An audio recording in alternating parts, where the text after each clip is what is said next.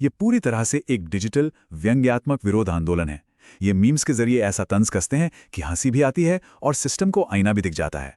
भाग 1, शामिल होने की शर्तें। क्या आप इसके लिए योग्य हैं? आइए देखते हैं।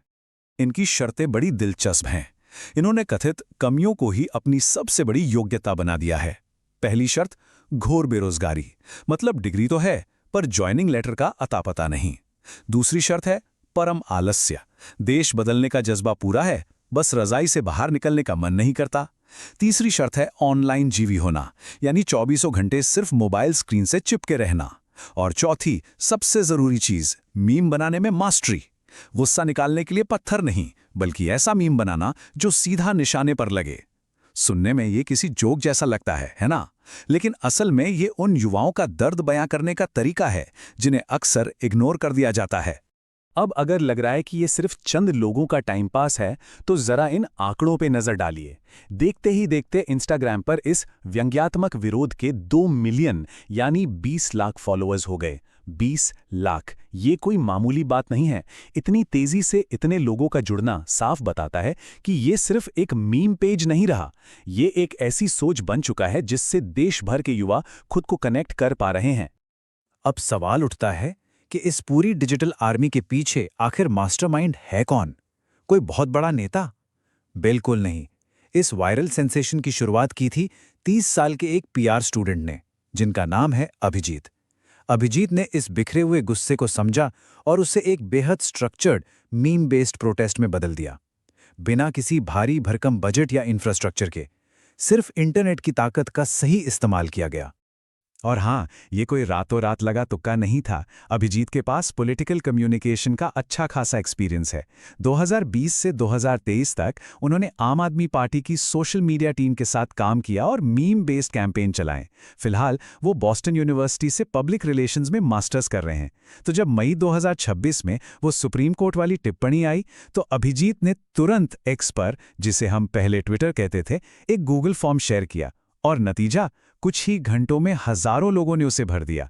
ये दिखाता है कि सही एक्सपीरियंस हो तो एक वायरल मोमेंट को कैसे एक बड़े आंदोलन में बदला जा सकता है। भाग 2, 5 सूत्रीय घोषणा पत्र, सिर्फ मीम से कहीं ज्यादा। अब जरा पारंपरिक राजनीति और सीजेपी की मांगों की तुलना करके देखते हैं। ये वाकई हैरान करने वाला है। पहला पॉइंट, रिटायरमेंट के बाद मलाई बंद। इनका कहना है कि एक बार कुर्सी छोड़ी तो दूसरी सरकारी कुर्सी पर लैंडिंग नहीं होनी चाहिए। दूसरा, महिलाओं को 33% नहीं बल्कि पूरा 50% हक मिले। तीसरा, अगर चुनाव में लाखों वोट गायब हो जाएं तो उसकी पक्की जवाबदेही तय हो, सिर्फ खोखले भाषण नहीं। चौथा, टीवी पर बैठ के टीआरपी के लिए शोर मचाने के बजाय महंगाई और बेरोजगारी जैसे असली मुद्दों पर बात हो। और पांचवा, दल बदल पर पूरी तरह रोक लगे ताकि जनता का वोट न छला जाए। हंसी मजाक के रैपर में लिपटी ये मांगे असल में हमारे राजनीतिक सिस्टम की सबसे गहरी कमियों पर सीधा वार करती हैं। और यही इस पूरे विश्लेषण का सबसे अहम हिस्सा है। एक तरफ हमें एक व्यंग्यात्मक मीम कल्चर नजर आता है, जहां लोग खुद को कॉकरोच कहकर हंस रहे हैं, लेकिन इसके ठीक पीछे एक गहरी वास्तविक सामाजिक आर्थिक निराशा छिपी है। ये सिर्फ कोई इंटरनेट कॉमेडी नहीं है, ये उस जनरेशन की हताशा है जो पेपर लीक, रद्द होती भर्तियों और सालों साल नौकरी के इंतजार में अपना भविष्य दांव पर लगा देख रही है। सच तो यह है कि जब शिकायतें अनसुनी रह जाती हैं तो तंज ही सबसे तेज आवाज बन जाता है। खुद को कॉकरोच कहना असल में सिस्टम के गाल पर एक करारा तमाचा है। तो आखिर में एक बहुत ही जरूरी सवाल हमारे सामने आता है, क्या कॉकरोच जनता पार्टी इंटरनेट का सिर्फ एक और वायरल ट्रेंड है जो कुछ दिनों में भुला दिया जाएगा, या फिर ये एक ऐसी अनदेखी पीढ़ी का उबलता हुआ गुस्सा है जिसने अब अपना विरोध जताने का एक नया डिजिटल और बेहद असरदार तरीका खोज लिया है? जब पढ़ा लिखा युवा अपने सपनों की बात करने के बजाय हार मानकर खुद को कॉकरोच कहने लगे, तो समझ लेना चाहिए कि यह सिर्फ कोई मजाक नहीं बल्कि टूटते हुए भरोसे की निशानी है।